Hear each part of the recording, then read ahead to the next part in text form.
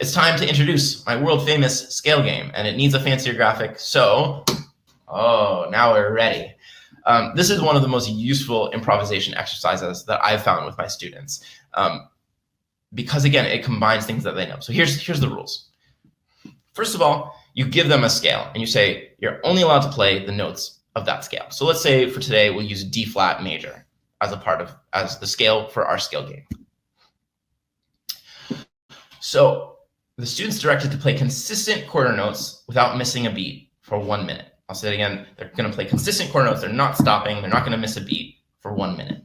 And by the way, here I'll endorse a product that I'm not getting paid for to endorse at all, but it really helps with my students. It's an app called Metro Timer, which is a combination metronome and timer. And I use it all the time with my students to do things like this, to time out 1 minute while using the metronome. Now, the student is not allowed to just play the scale up and down, to use patterns, or to repeat notes. So they're kind of encouraged to skip somewhat randomly throughout the scale. So here's something that it might sound like.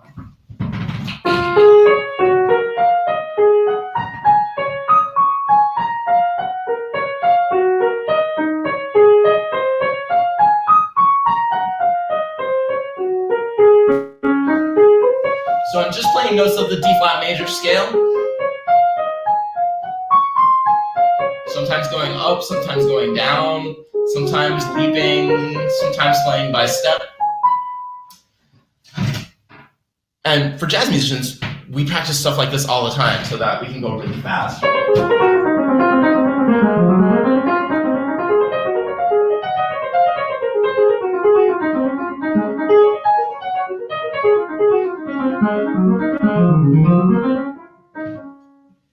So that when we come up with a chord that wants to use that D flat major scale, we have all that stuff ready to go.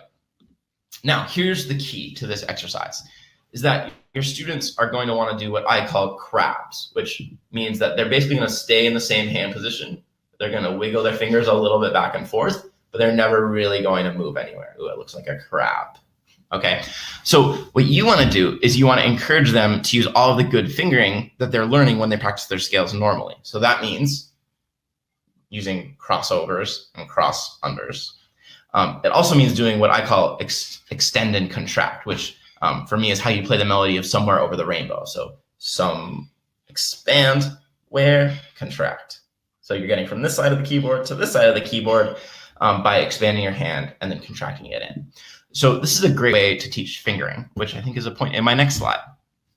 So why do we do this? We do this to get the scales under your fingers, okay? So when it comes time to use a certain scale in a melody, you don't want to have to be thinking about, oh, is it an F or an F sharp? You want your fingers, your hand to just go there without thinking, because you know what key you're in, and you know what scale you're using. I also think this is a great way to train natural fingering. Because again, students want to just use 1, 2, 3, 4, 5 again and again. And I think that this exercise helps to transition students from needing to be spoon-fed fingering for pieces, for improvisation, for scales, for exercises, to be able to just kind of come up with fingering on their own. And it also fosters improvisatory flow. Remember that bicycle that we talked about? How you have to get on that bicycle and keep riding? This is a way to encourage students that they can improvise without stopping for quite a while, and that is not so scary. It gives them that feeling of improvising, of being kind of propelled by the improvisation. Okay, so you've done this exercise with your students. What are some next steps?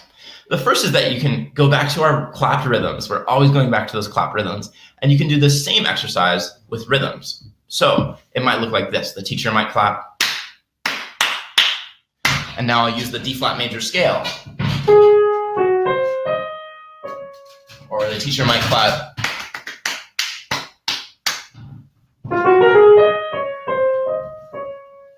So now I'm just using notes of the scale, skipping somewhat randomly through the scale and playing in the rhythm that we're clapping.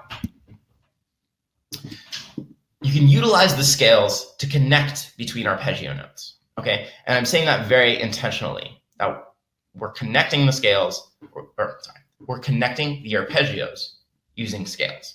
And again, I think it's useful to give examples of these famous pieces. So, Jesus Christ Superstar. connect that with a scale.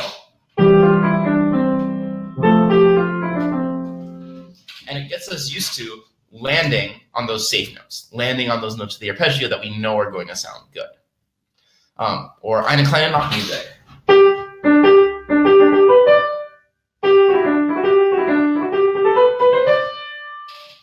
Mozart could have written that, but he didn't. But this is a good way to train your students to stop and emphasize the notes of the arpeggio, but you can use those scales to connect them. Then you can practice using the scales to fill in between arpeggios during a chord progression. And I want to clarify something here. You might think, let's pretend we're in the key of C. So the first chord is C major, so obviously you're going to use the C major scale. The second chord would be F major. And in this case, it does not mean that you have to switch to an F major scale, because this is the 4 chord in C major. Okay, just like when we do the 5 chord, it'll be G major, but we don't have to switch to the G major scale because we're in the key of C major. So the good news is, for a diatonic progression like this, one that just uses chords that are in the key, we can just stick with one scale for the whole time. We can stick with the C major scale for all 4 chords, or we can stick with the G major scale if we're in the key of G major. So you don't have to worry in a simple diatonic progression like this about switching between different scales.